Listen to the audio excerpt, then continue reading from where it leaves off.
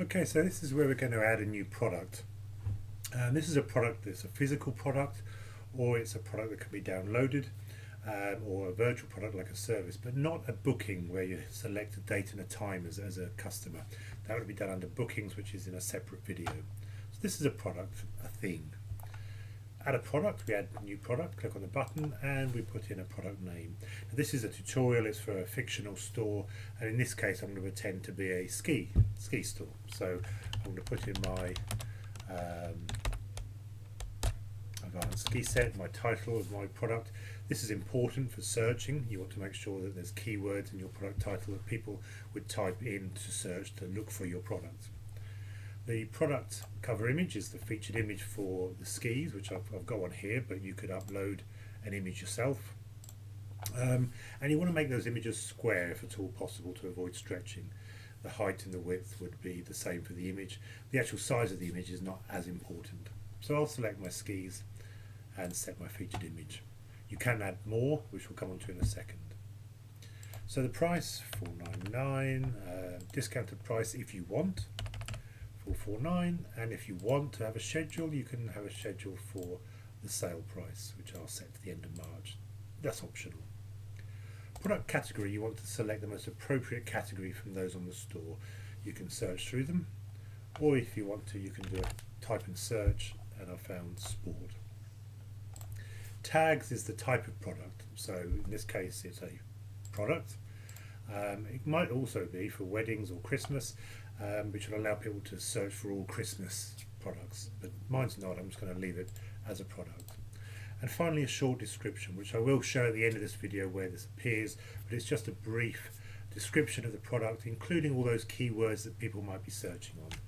So advanced skis for the ultimate, skis for the ultimate experience on slopes. I can create and add a new one, which will bring me back to this form for my second product, or I can click on create product, which you'll normally do, to go to the longer form with extra information about what you're entering. So for example, I can add more images here for this product if I want to. The title I've set. The product type is simple or variable. Variable is for things like t-shirts that might have sizes and colours, but in this case a set of skis is just that. If it was downloadable, if it was a file, a PDF or software, then you would tick as downloadable, and then later on in the form you have a option here to add the file that you want and when it expires and how many times it can be downloaded. This is not. And virtual is if it's something that doesn't physically exist, but skis obviously do. So the short description and the long description is where you want to put in as much information about the product that you can for the user to convince them to buy it. So for the advanced skier who is looking for speed over turns and control, and you would go on and on. This is just an example, so they are the best. You would obviously put in good information about the product. Inventory is if you want to use stock control. So if I wanted to keep track of how many I've got, I can enable product stock control and I can put in how many I've got, say 5. They're in stock and I do not want people to back order to purchase before they're available. So when they're out of stock, they are out of stock. Do I want to limit one per user in a single order? No, I don't. They can buy more than one if they want. Shipping.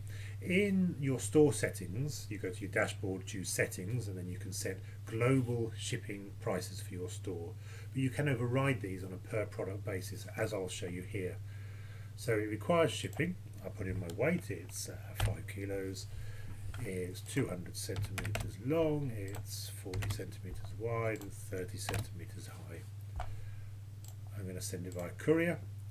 And here I can override the default shipping cost that I've set up for my store, so I can put an additional cost of $14.99. If I wanted to, I could add a per quantity additional price for buying 2 or 3 sets, and ready to ship in whatever it is. Custom attributes I'll show on the store at the end of the video, but this allows you to add in additional attributes that you want to provide to the potential customer. Do I want bulk discount? Well, if they order 2 or more, I want to give them a discount of 10%. It's online. They can search via catalogue by drilling down on the site, or by search where they type in a search box.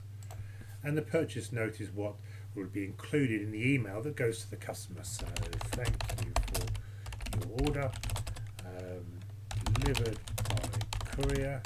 If you are not in, instructions on redelivery will be left for you. You can include any information which you think is pertinent to the purchaser of your product.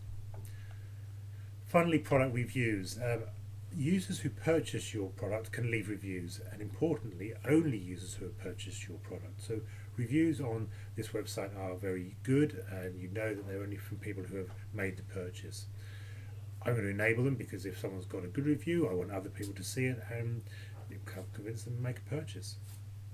So then we click on Save Product, and that saves the product into your store. So the product has been saved successfully. We can view the product, or what I'll do here is go to visit my store, and in my store I can see that I've got my skis. Ignore the other products here. As I say, this is just a demonstration store.